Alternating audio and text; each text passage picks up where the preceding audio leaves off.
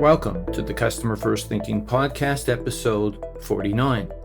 In this episode, we interview Jim Tincher, president of the CX consulting firm, Part of the Customer, and author of the book, Do B2B Better. Make it, sell it, ship it. That's pretty much the way B2B companies have operated forever. Usually product-centric and sales-led, they view customers as buyers who are pigeonholed as decision makers, influencers, or users. The only thing that truly matters, the size of the sales pipeline. How many marketing qualified leads? How many sales qualified leads? How many proposals? How many conversions?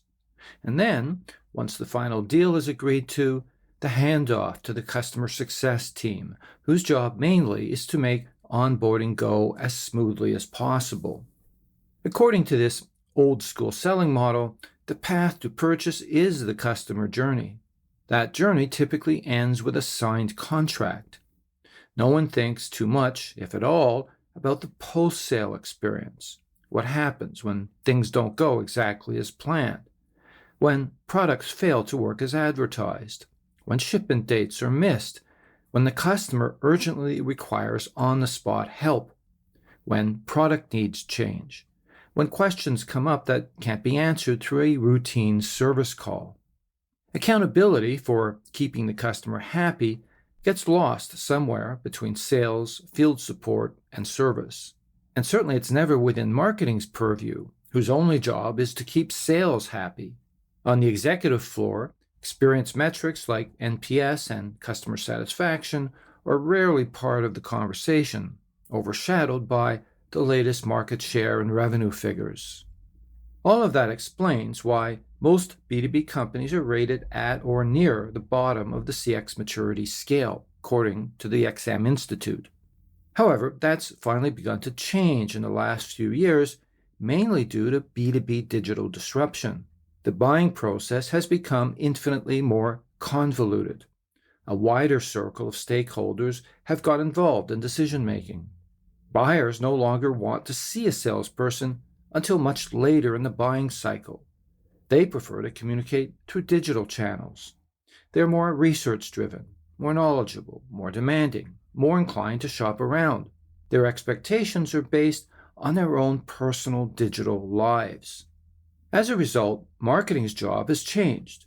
Now, B2B marketers need to create a richer digital experience for customers, giving equal attention and weight to all stages of the customer lifecycle. Sales is no longer the exclusive owner of the customer relationship. Marketing has a much larger role to play in securing customer loyalty by enhancing the experience. Around a decade or so ago, the concept of journey mapping came into vogue as a way to improve the end-to-end experience by visualizing the steps customers took in their interactions across touchpoints. While identifying their thoughts and emotions as their journey progressed, companies could design a better, more rewarding experience, making it easier for customers to do business with them. So, journey mapping became a foundational step in addressing customer satisfaction and loyalty. The problem, of course, is that a lot of the time those journey maps end up as just pretty wall posters due to a lack of follow-through. Transformation of the B2B experience can be a complex undertaking due to siloed organizational structures, multiple stakeholders, internal pockets of resistance, and a lack of systems integration. It takes commitment and resources to fix pain points by working across functional lines and business units.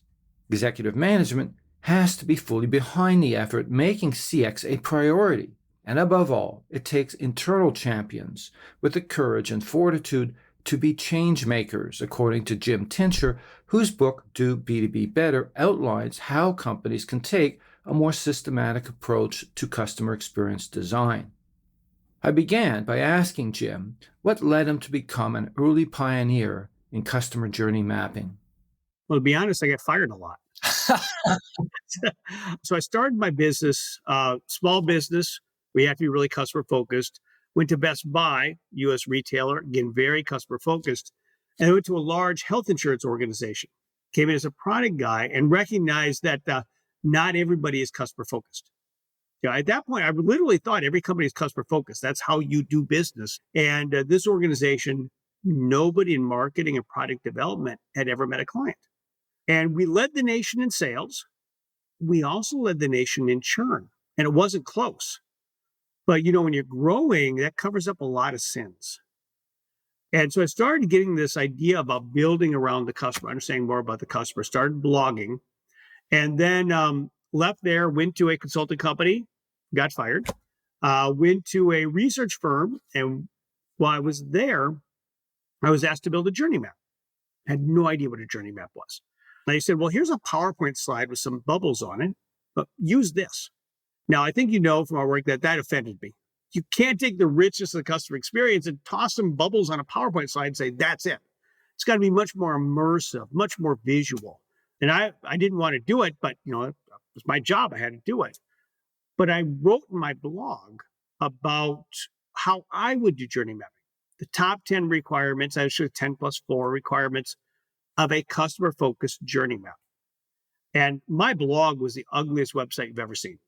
Now, it was bad. I had a friend of mine at church build my logo. It was ugly, but that ugly little blog post went viral. For customer experience, 60,000. I mean, we're not cat video viral, but 60,000 hits at that point. And then around the same time, my boss came to me and said, we need you in sales. I said, great. Okay, who's going to take my projects? What do you mean? Well, I'm going to be in sales. No, you still have to do your projects. Okay, great. What accounts do I get to take over? No, you don't. You're new sales. Okay, where are my leads? Leads? No, get out there. You're in sales. Well, shock. A number of months later, I was fired because I hadn't sold enough. But at that point, I was number one on Google for journey mapping. In fact, journey mapping software, I was number one link, include over Touchpoint Dashboard, which at the time was a journey mapping software. And so I thought maybe there's a business here. I've been fired twice in 2 years. I never wanted to be a consultant, but I found that our approach to journey mapping, mine originally, really resonated. And so we started doing that work and really started to take off and grow. And so I hired on Nicole Newton from Thomson Reuters, my co-author in the first book. And we had a great time along with other members of the team as we grew, really working with companies to take a different, more deliberate approach to journey mapping. Yeah. Well, obviously your success speaks to how much of a pioneer you've been in this area. Now, let's talk B2B for a second. One of the stats that you cite in the book, Do B2B Better, is that 80% of B2B companies are stuck at the lower end of the CX maturity curve.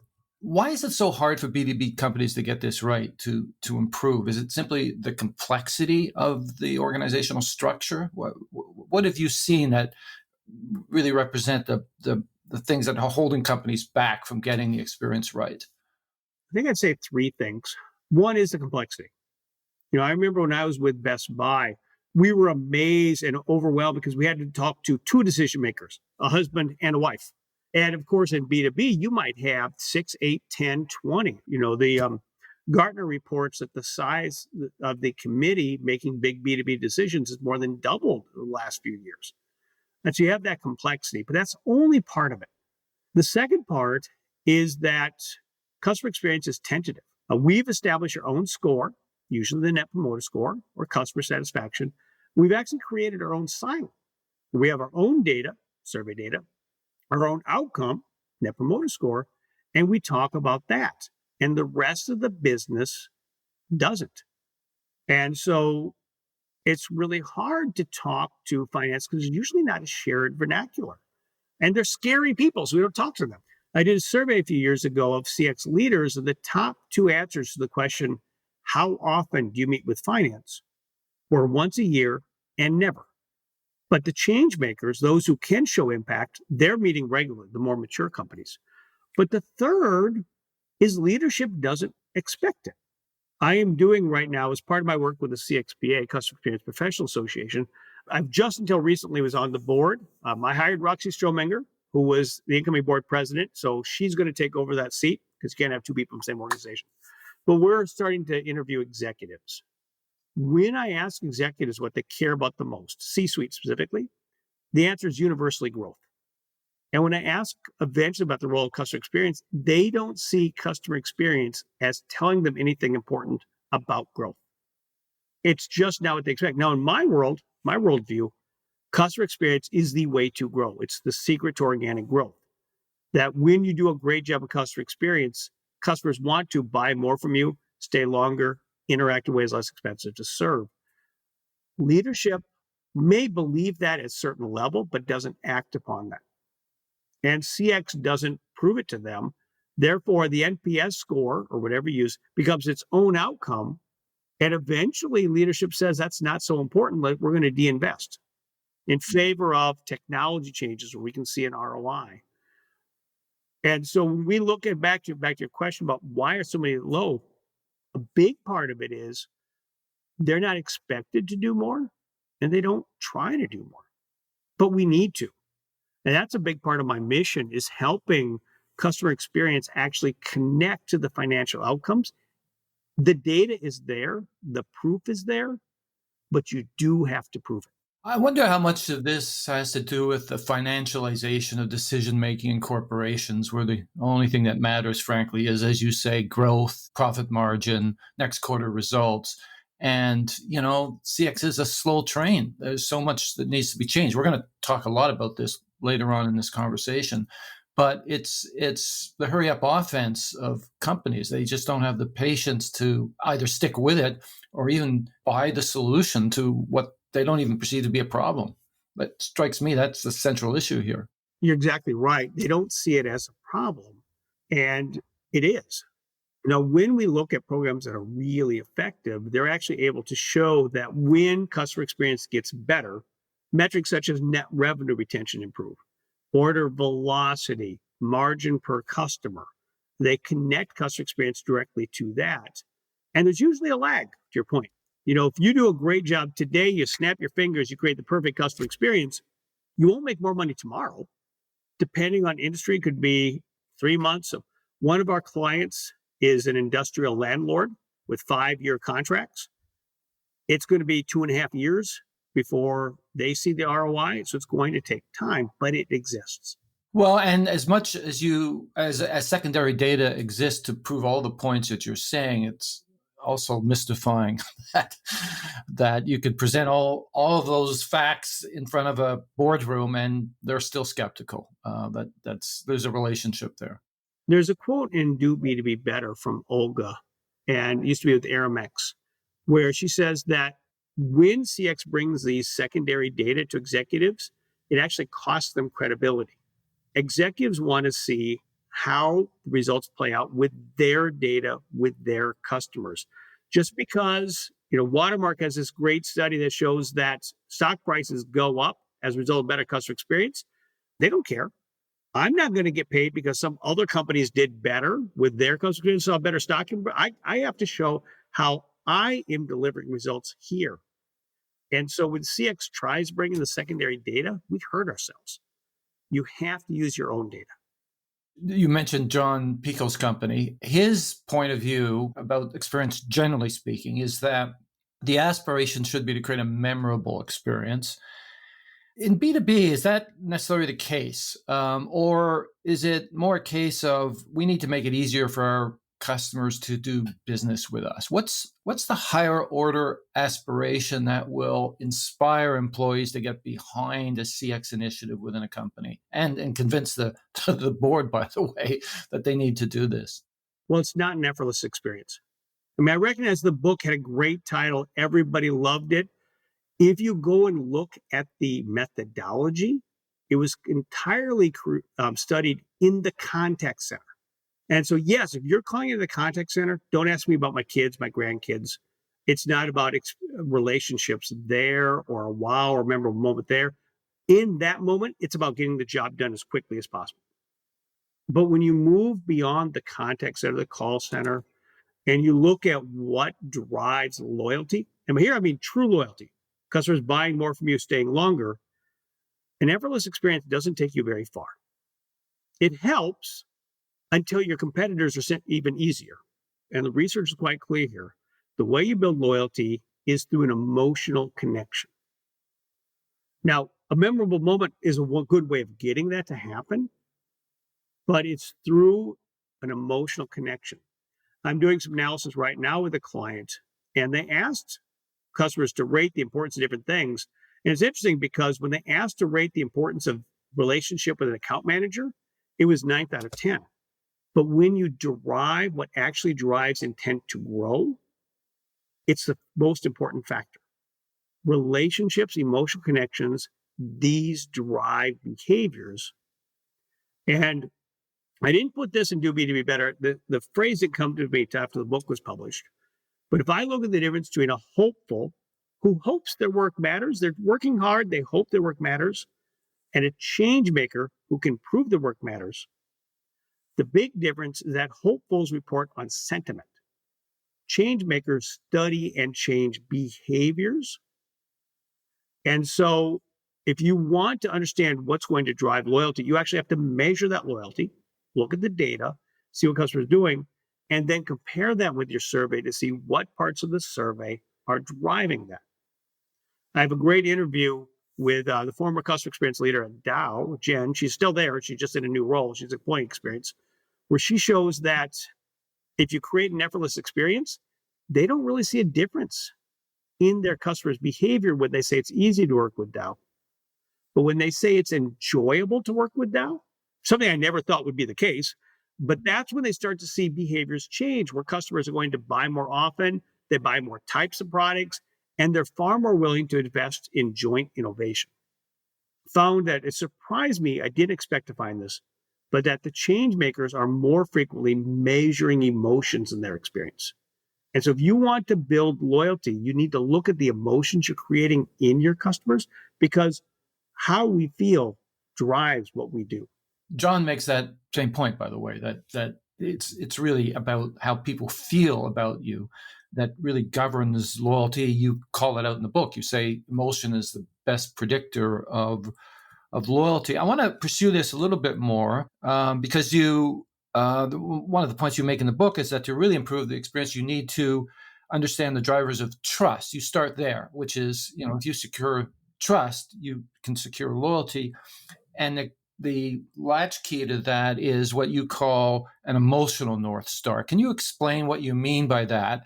And also, you talk about emotional gainers and drainers. Maybe you could elaborate a little bit around that as well. So first of all, it's not always trust. You need to start with not just guessing an emotion and going. The emotions that matter vary. Yes, the Veterans Administration here in the States, they have found trust matters for them. UKG, it was confidence. Haggerty, it was happiness. Dow, it's enjoyability. So the right emotion varies, but you start with understanding what you care about, which is often growth. And what leads to that growth? It's typically an emotional connection. So understand what emotions, that's through quantitative research, leads to the outcomes you care about. And then you create that as an emotional North Star, the one thing we focus on as an organization. And again, that could be confidence, enjoyability, trust. We worked with the women's leadership group. For them, it was feeling connected to other members. But understand what's that emotion that drives what you care about. And then start saying, where do we create that? And a good way to do that is actually bring in your operational data as well as behavioral data and see, do customers who interact with you entirely digitally have more or less, let's say, trust than others? There's a big effort to drive everything to digital, but are you actually lowering trust by doing that? In which case, you get some short-term cost savings, perhaps at the expense of long-term growth. And so that's where you start to look at what are the drivers of trust. And again, I will look at survey questions, but even better is to look at your operational behavioral data and say, what's common to the customers who feel trust in you versus those who are frustrated? And now we look at emotional gainers and drainers, like which are the ones that are actually leading to that versus the opposite. So what we'll often do is we'll identify one emotional North Star, but we'll measure 6 to 8 total emotions. And we start seeing what in the data creates those outcomes. We worked with a software company, not UKG to be clear, a different software company. And what we found is that if the implementation process went past a certain length, the emotion generated was one of exhaustion. I don't know if you've ever implemented software. I have, and there are times when you feel pretty exhausted. And when customers feel exhausted, their intent to buy more from you is almost zero. And so our recommendation to our client is that they needed to look at resources. We looked at the journey map. The most frustrating times, the times most exhaustion of the map, were the points of the map where our client wasn't involved. They went to system integrators. And so they really had to rethink their customer experience because they were outsourcing pieces of it. And as a result, that was causing frustration and exhaustion in customers, which is leading them to be less willing to buy more software.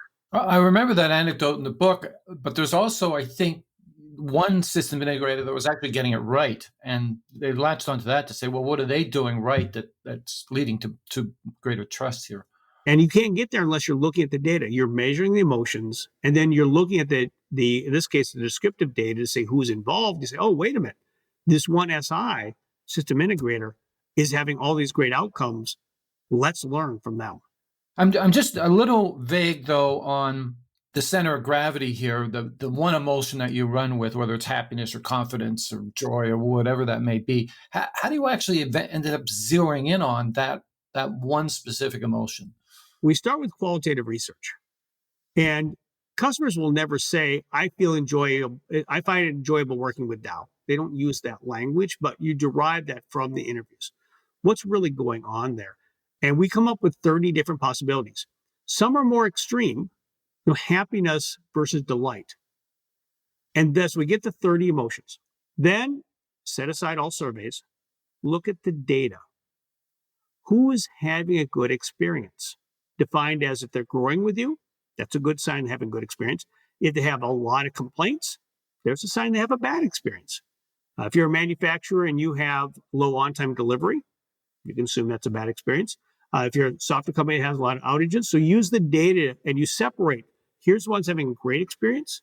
Here are the ones having a not so great experience. And you take those 30 emotions and build a survey across them. And you use that to start understanding, here are the emotions that are most correlated with the outcomes we care about. Now, I'm deliberate my term, correlated, not causative, because you're at the same time. But then we typically see is that you can see a lag that when confidence, for example, builds, that then customers will start to buy more from you in the future. And that's as close to causation as we're ever going to get. But you can start to see that emotions become a leading indicator of what we care about. Because again, how we feel drives what we do.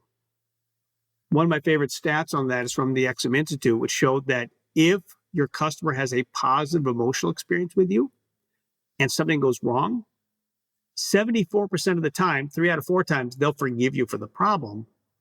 But if they're not having a good emotional experience with you, that drops down to 19%, 1 out of 5. And we've all seen it creates this cognitive bias or confirmation bias, really. If you pick on your favorite company you don't like, Comcast is easy. Comcast doesn't show up on time. Well, it's because Comcast is a horrible company because you have negative emotional experience with them. If, for example, my vet, I have an in-home vet and he comes to visit us and he's late, I'm sure he was busy. Things just happened because, again, I have a positive confirmation bias for him. Those emotions establish confirmation bias. And so if you're not measuring the emotion, you don't understand what the biases of your customers are. You emphasize measurement quite a bit, both in the book and in this conversation today. And there's some very interesting chapters in the book around customer health dashboards. Yeah. And you're suggesting a couple of types, an overall CX dashboard. And then you also are suggesting, though, that you need to set up individual journey dashboards. Can you give me a sense of the metrics that would appear in each, and maybe use a standard sub journey as an example, whether it's onboarding or something else? But just give me a sense of how those dashboards operate and who the audiences for them are, by the way. Sure. The overall, those are going to be more, again, outcome oriented. Who is buying more from you? What percentage of customers? What is your net revenue retention? Now, for those not familiar with that, again, my favorite metric around customer experience, it's a combination of churn and buying more or buying less. A lot of our clients don't have a direct issue with churn. They still worry about it. But if we use Dow for an example, Dow makes products that are unique to their customers. It takes a lot of work to leave Dow, but they can lose business on individual products that are more common. So we call that SKU churn or SKU level churn. But you put those high level metrics there that are outcome oriented to get the interest. Now, on the journey, when we do journey mapping, we will start to look at what is happening in the operations behind it and bring in the operational and behavioral data. Let's use an example of manufacturing. I'll go with that, and product availability and delivery. And so we'll look at data like when the customer calls in and they ask, can I have 1,000 pounds of this on this date? Or can I have 50 windows like this on this date? Can you say yes? Those companies using SAP, that's called availability to promise, ATP. And it's a really good indicator of the overall customer experience. Then we'll start moving on later, like how many times did our client change the date? How often does the end client change their date?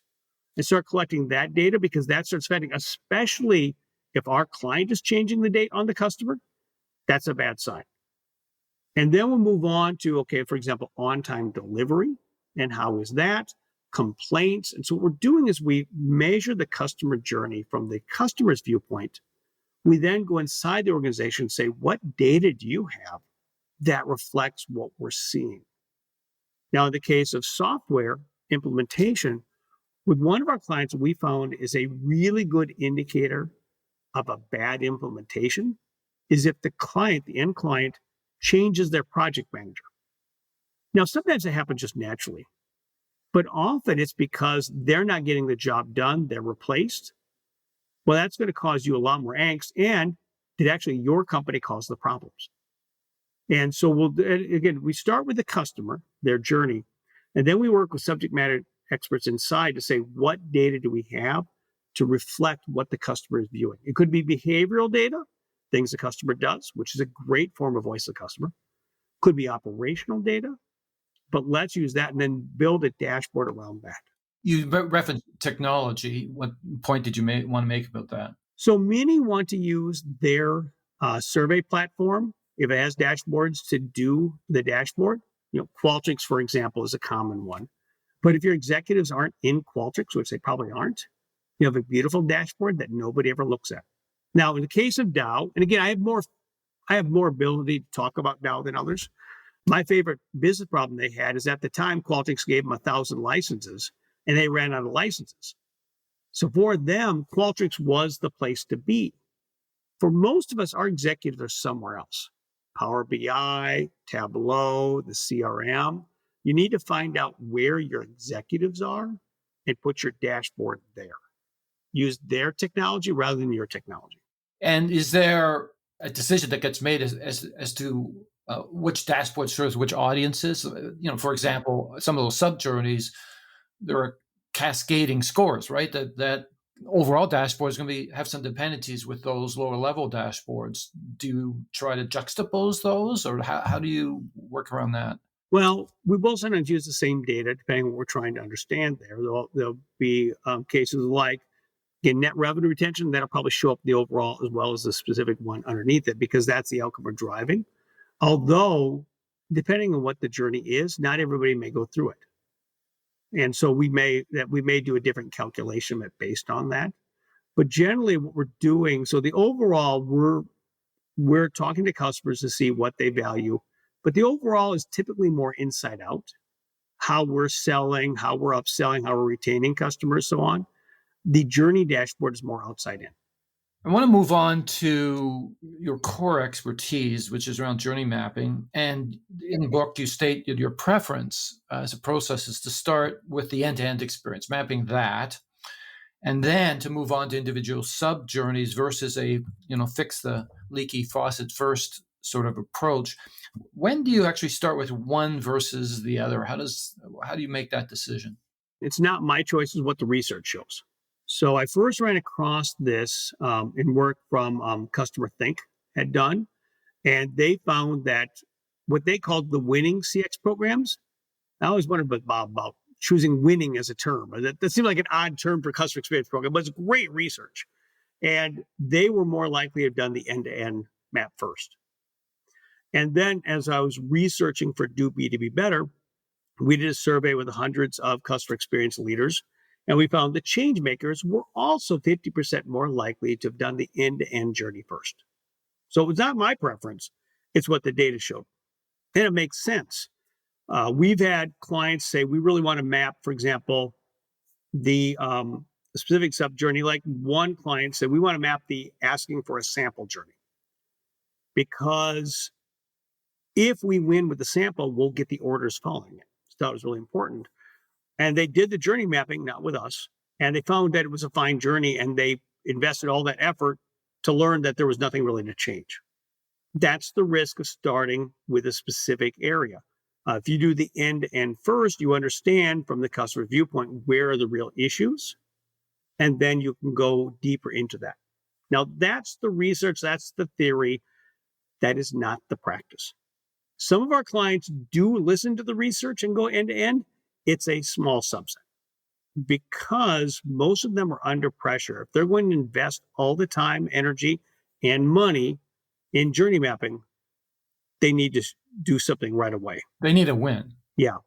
I remember when we were working with a health insurance organization, and I had to first call them, and I talked about this trade-off of end-to-end versus sub-journey. Great hour-long call. She's all excited.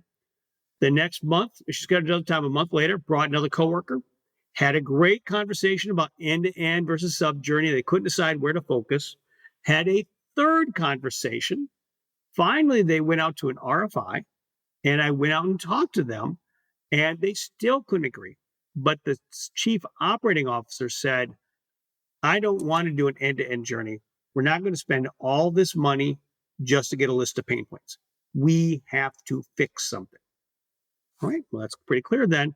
They then put out the RFP, and the first part of the scope of the RFP was help us figure out what journey to map. So it is hard, but most of our clients do start with a specific area of pain.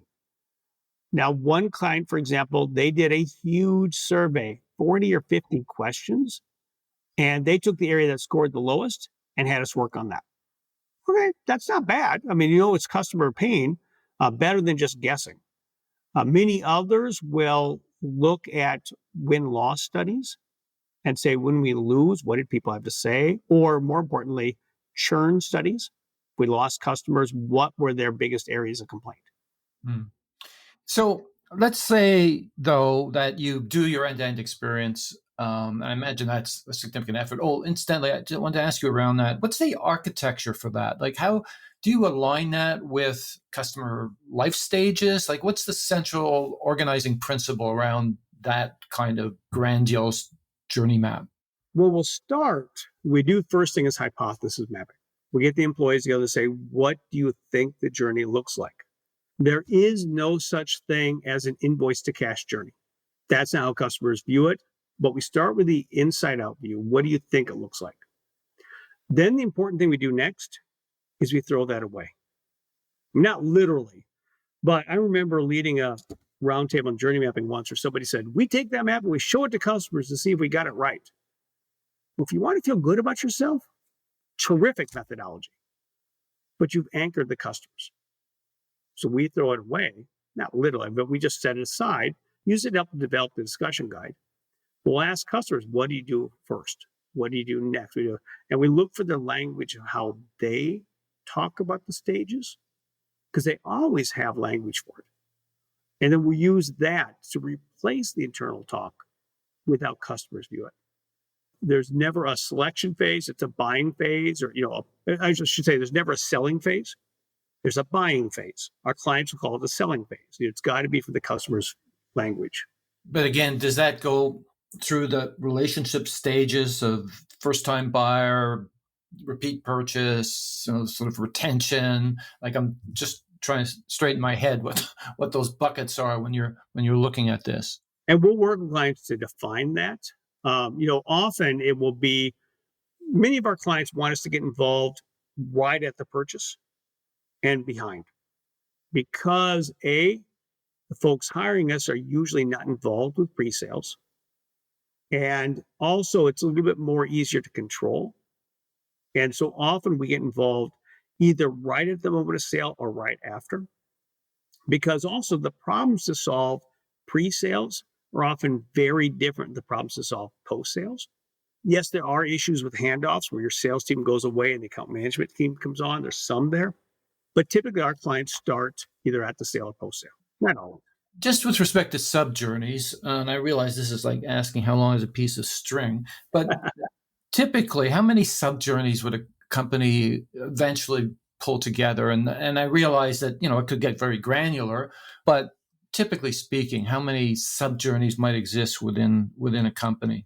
Well, you are asking how long is a piece of string. Yeah, So I know. Sure. it can be 3 to 10. We've seen, Hundreds. yeah, well, yeah, it depends how granular you want to get. We start bringing in, for example, UX journeys. Well, then you are in the hundreds as you're in there. We don't usually go that granular. We're looking more at, 3 to 10 to go afterwards, more commonly around 6, 7, that areas of focus. We're still pretty high level there. And then within there are sub journeys. And just to be clear, too, this isn't process mapping. This is what the customer is going through. 100%. We've had a lot of people confused by that they're looking at it and they said, we've already done the work. We look at what they've done is they have a 100-step process map. Now that's really important, but it's also very different. It's never from the customer view. It's from what do I do as an employee, which again is really valuable. You can't improve the journey if you don't know the process, but it is then fits within the customer journey. But in addition, if you fix the journey, that's going to affect the process clearly. Typically going to fix the process to fix the journey. So that's the idea there. And so it's important to have that information. We have done process mapping as part of our work. It's not as much what we do. Typically that's done by an internal team, like a Six Sigma team or something. Personas, where do they fit into this whole process? They're front and center in the journey map. We worked with a distributor once and they had 7 personas and nobody could keep them straight. Just too complicated. We came out with 2. We were able to consolidate the 7 into 2 that really mattered. This was an area of durable goods or durable medical equipment, I should say. So think like beds, think like wheelchairs. And the customer was not the patient. The customer was the company that sold the DME. Our client was the distributor who sold to the retailers and others. And we found 2 types of personas. In this space, by the way, a little backstory, half of the companies have gone out of business in the last year. Half of the DME retailers have gone out of business in the last 5 years, last 4 years. And we could see another half would go out of business the next 4 years. And what we found is that most of them had been in business for 20 or 30 years, trying to do things the same way, but with compressing margins, were just suffering. But others came from the outside and would do one thing really well. Maybe they had a great website. Maybe they were great at retail. Maybe they chose a specific subset of customers, but they were the innovators. And so we had the maintainers versus the innovators as the 2 that mattered. In the case of B2B, more often, we're using a different definition of personas, which is based on roles. Based on roles. Early on, I didn't want to do that. I really didn't want to use personas to mean roles, but we find it matters. We worked with a large company that was they redid their digital experience and nobody used it. So they called us up and said, okay, let's start over again. Let's figure out what they need. Their belief was that we had to do the digital experience differently for every business unit they had.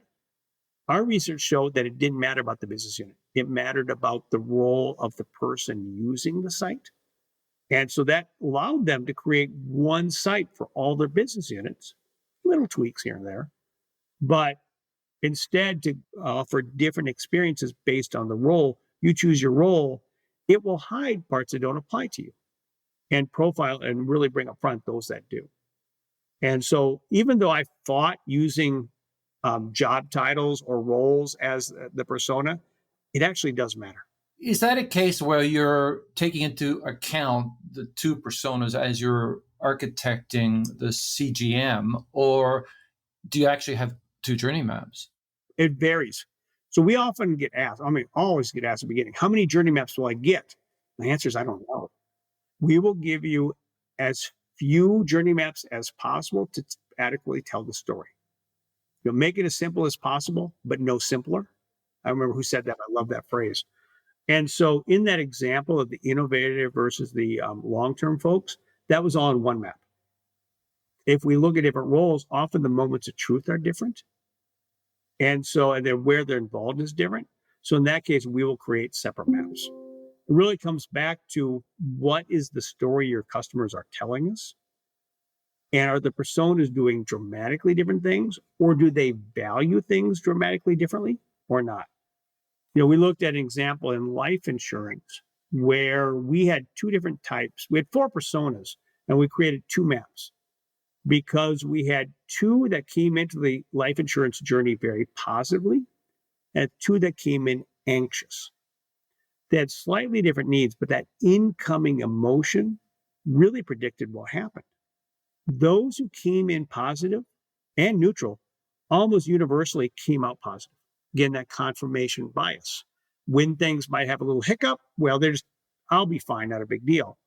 But those that came in negative almost always ended up negative. But occasionally, there would be an agent who would recognize the anxiety and intervene and turn them into a positive. And so one of our big outcomes was that, and this is before I'd done all the research in B2B Better, is that you need to measure the emotions because the entire journey pivots based on how they feel coming in. So we look at, for example, in life insurance, you have to have that medical appointment often. If you are feeling confident, all you want to know is when and where. That's it. But if you're anxious, you want to know what are they going to do, how long is it going to take, who's doing it. You want all this detail. And if you try to create one journey for everybody, well, either you're under communicating for one or you're annoying the other with lots of information they don't want or need. And so by understanding who is this person in the journey, you can then customize it for their needs. It's a branch of the overall journey, in other words. 100%. Yep. So I want to ask too, we've been talking a lot about current state maps. Obviously critical to this is actually understanding how we actually create a memorable experience, a differentiated experience, and that involves future state mapping. Oh, yeah. What's your process for that? And should that be preceded by an overall CX vision and charter for the organization? Do those two things have to go hand in hand? We often find them happening more interactively. So after we do the current state, we start to recognize that there are opportunities. Those opportunities often, not always, lead to a new vision of customer experience and strategy. At the same time, we're building the future state map. And what we're doing is working with the teams. Our teams might have 30 or 40 people across the company. We're getting them to create this vision of what we want the future to be. My very favorite ever journey mapping workshop was with a financial services company. And we typically do them 2 days long. We come in at day 2 and we started showing a few videos, just to remember the emotions. Because when we do this, we record the videos. We do a lot of video work. We might have 50 videos. And we did another set of videos to remind them of the pain they're causing in customers. And then one of the leaders said, let's stop for a minute. Let's recognize everybody here contributed to this pain our customers are feeling. And it's going to take everybody here to make it better. And that started this incredible collaboration. One of the problems they had was this was a claims journey. Their claims documentation written by legal was impossible to read. In fact, when we took out the VP of marketing, she was there in somebody's home. And the person said, I don't know what I'm supposed to do. She gave the paperwork to our client, the VP of marketing, and asked her, can you tell me what I'm supposed to do? Well, the VP read the paperwork, read the letter, read it again, read it a third time, and said, I'm sorry, ma'am, you're going to have to call your claims expert. I can't tell you what this says. By being there in that moment and having that, she was a champion for we have to do this better. And what they did, luckily, they involved legal in the journey mapping work. So legal was there instead of throwing over the wall and saying, is this okay or not? And legal writing a bunch of red stuff, throwing it back. She was there with them to build the new journey. So it was built in a legal way. And they didn't have to have a whole bunch of red ink. They created 2 sets of documentation. the legal, all detailed, but also a short summary in English that they could use then to help understand what to do. Makes total sense. So your point here is that it's indispensable. Current is not enough. You do need to have future states. But about the CX vision and charter, again, is this something that gets initiated at the front end of all this work, or somewhere along the way? Or how does that fit in? Because without the vision and charter, really, you've got a bunch of projects going on, right? Just what brings it all together? Well, we do the journey mapping first, the current state, and then we actually start building the future state in the workshop and getting them aligned that here are the outcomes we want. Now, if we're doing an end-to-end map, that work fits perfectly with the CX vision. Not always for sub-journey. It often does, but there may have to be a separate ongoing work stream. Also, we don't usually involve all 40 people in the CX vision. That's done more the CX team. And so it is a separate work stream for us that's happening around the same time as we're developing the future state map.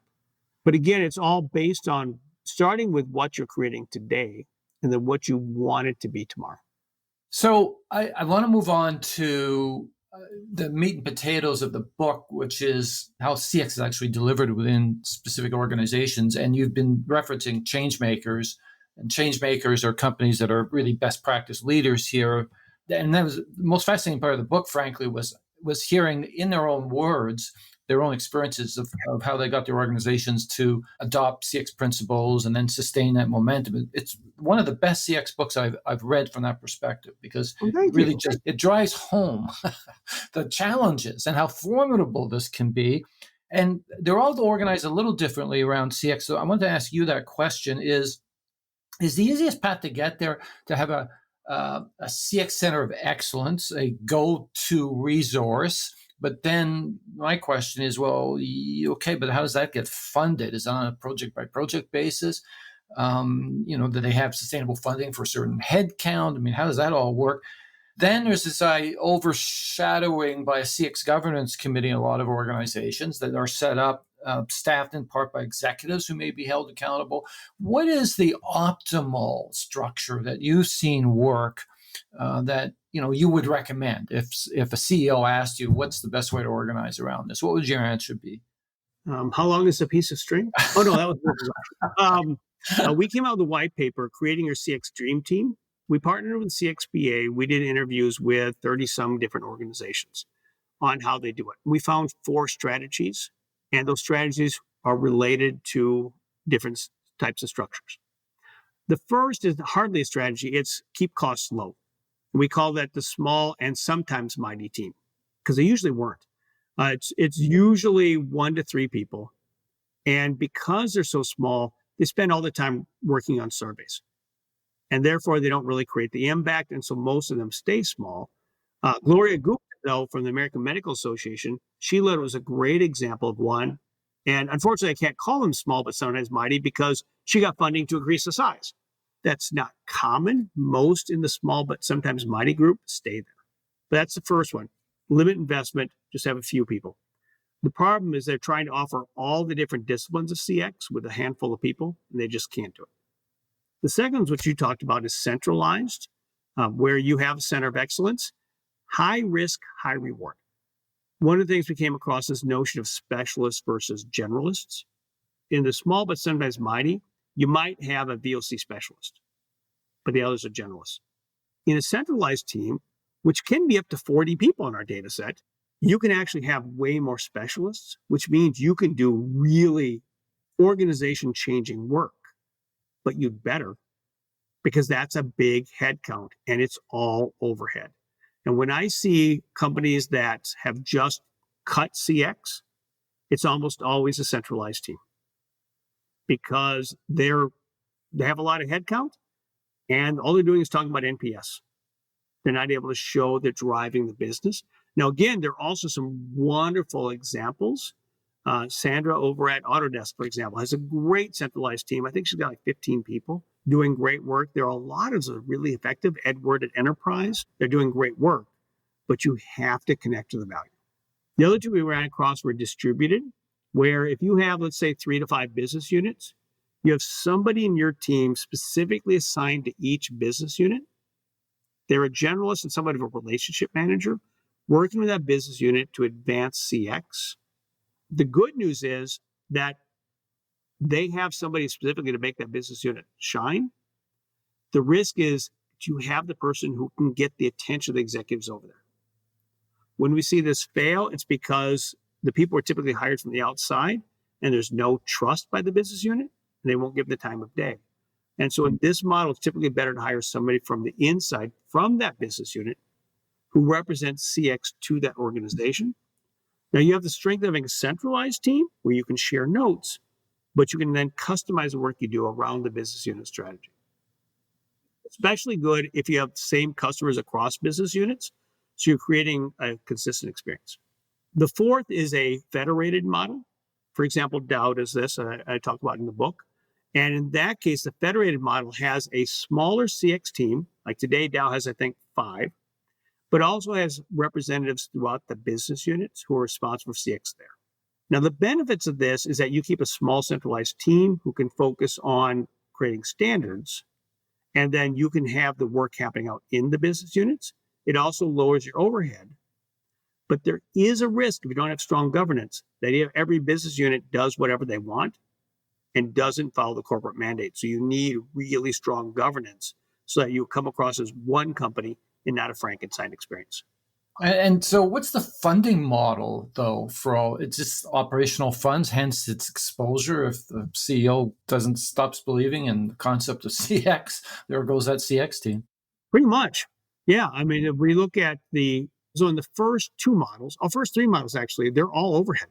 They're funded from their department, maybe marketing, occasionally operations, strategy. The fourth one, you have the business units funding their portion of it and a small team that's paid for centrally. Is it important to have ultimately a chief customer experience officer who will be the champion at the board level for these initiatives? Well, yes, it's also important to have a chief strategy officer, a chief X officer, Y officer, and Z officer. So that's obviously I believe in that, and I think it's really critical. But you certainly need a champion who can be represented at the board, and that varies by organization who that is. But you need somebody who can speak to the customers. It's funny, we've had almost an hour conversation here. We haven't mentioned marketing once in all this time. Right. And that is the research I've seen pretty consistently that the plurality of CX programs report through marketing. And I'll leave with some research from IBM 2021. They asked CEOs, which executives do you trust the most? Who you rely upon most the next few years? Anybody, can you guess what the top 2 were? The chief finance officer and the CTO? COO, actually. CTO is third. Marketing was only mentioned by 18% of the CEOs. Oh, that doesn't surprise me. And again, they can mention 3 executives and only 18% mention marketing. Marketing is commonly where we sit, but marketing is not usually really good at connecting to ROI and not connecting to net revenue retention, not connecting to financials.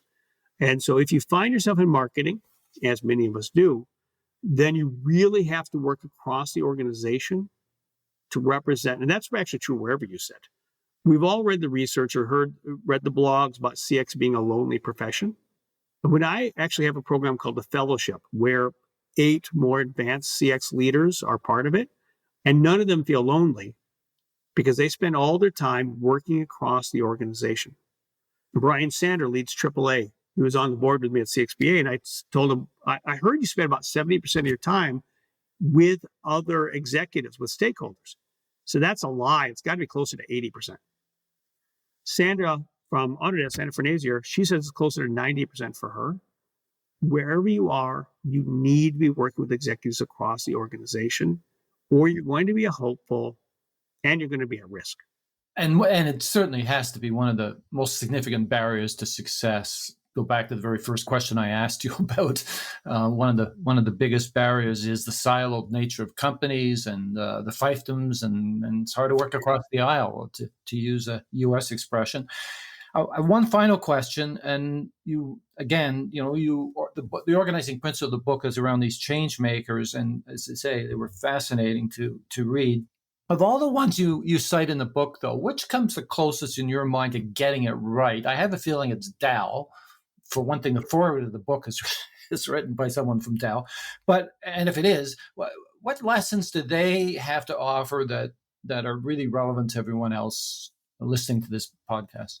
Well, we used to offer a conference, Do B2B Better, and I had Ricardo from Dow speak at it. He overwhelmed everybody right out of the get-go. He was the first speaker after me.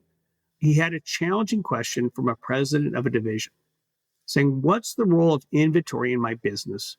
And what does CX have to say about it? I doubt many of the people on your podcast want to hear that question or would have any idea how to go about answering it. Ricardo did. Ricardo did a great job of talking about how he turned inventory, which is just a pile of stuff, into a customer metric, availability to promise. He showed, and that comes back to the third key, which is connecting the data to the journey, third action change maker. He then talked about how confidence and enjoyability actually, when ATP dropped, confidence dropped and enjoyability dropped, two of their emotions they measure, the second action change maker, and showed how those dropped. When those dropped, he showed that order velocity also dropped. And again, it's not linear, it's through a threshold. Going back to the third action change maker, bringing in the data, and then there was easy math from there to show how that impacted revenue and therefore EBIT, the first action of a change maker connecting to financials. So I just was in Denver and spent a couple of days with Ricardo learning more about his program. It's an incredible program. There were a lot of great change makers who spent a lot of time talking with me. I'm actually pleased that Roxy Strominger from the book now works for Art of the Customer. Very excited about that. That was a big win for us. We found some great people, Nancy there, other group, Bill Stakos, Nancy Flowers, who spent a lot of time with me sharing the work they did. And so there are a lot of great change makers in the industry. And I highly recommend spending time with them and learning from them because they do things differently. And we can all learn from that. Yeah, and as I said, there's so much learning in your book. It's quite compacted and an easy read too. I have to say, it's not a tome, so it's as I say, one of the best CX books that I've run across. My bookshelf behind me is filled with them. So congratulations on that, and thank you for the time today. This has been really educational for me, and as I said about marketing has a role to play here for sure. And you made a very valid point about its historical inability to prove ROI against its own expenditures, never mind something more significant, as in let's put customers first in the end. Thank you, Steve. Yeah, I really enjoyed the people who opened up their experiences with me. I mean, again, the book is really research based on what the great companies are doing. So thanks to all those who contributed because I learned a ton. That concludes my interview with Jim Tincher. As we learned, doing B2B better means taking a more systematic and holistic approach to customer experience management.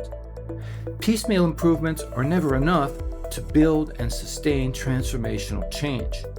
But that level of effort requires unequivocal executive buy-in and support, so the business case needs to show a clear connection between CX performance and the health of the company. NPS only matters if there's an indisputable link to net dollar retention. Culture is also a factor. Everyone needs to enthusiastically embrace change. The CX team have to see themselves as change makers with the fortitude to stick with it, even in the face of business as usual pushback. They'll need to create an inspirational CX vision and strategy that'll win over even the most diehard resistors. And they'll need to help the organization see the experience through the eyes of the customer, using customer journey mapping to find and fix the pain points, gain alignment around the transformational priorities, while envisioning an ideal experience that'll gain the trust and loyalty of customers. You can find past episodes of this podcast on customerfirstthinking.ca, where you'll also find articles, strategic frameworks, video, and more on the transformation of marketing. In closing, a big shout out to the incandescent Mary Chan at Organized Sound Productions for her contribution to making this podcast happen. Until next time, thanks for listening.